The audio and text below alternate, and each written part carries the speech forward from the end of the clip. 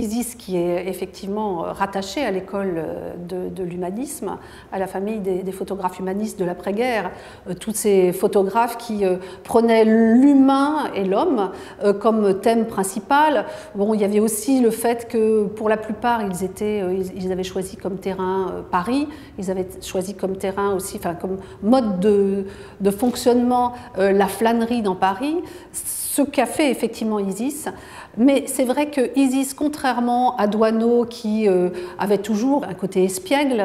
des petits pieds de nez, des clins d'œil, etc., et qui en plus avait, avec ses modèles ou avec les gens qui photographiaient,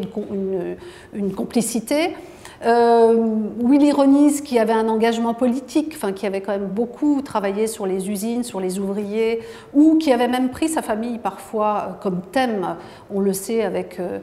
des grands standards de Willy Ronis. Contrairement à Henri Cartier-Bresson, qui était assez cérébral, intellectuel de la photographie, ou même contrairement à Brassailles, qui était un homme de la nuit, comme on sait, Isis, au contraire, était plutôt un poète, et je dirais que dans l'humanisme et dans le réalisme poétique, qui est l'école dans laquelle on le range, c'est probablement le plus poétique et le moins réaliste de ces photographes. C'est quelqu'un qui est un rêveur, hein, il est rêveur depuis l'enfance, et il ne cesse de trouver dans ses personnages, et ces personnages sont soit des rêveurs, soit des dormeurs, soit des amoureux qui sont eux-mêmes dans leur propre monde,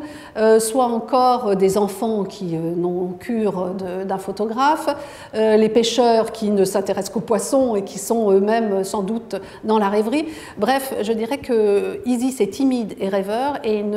il ne photographie que des gens de son espèce, et surtout que des gens qui se fichent qu'il le photographie, qu'il ne le voient pas quand il les photographie. Donc ça l'arrange bien.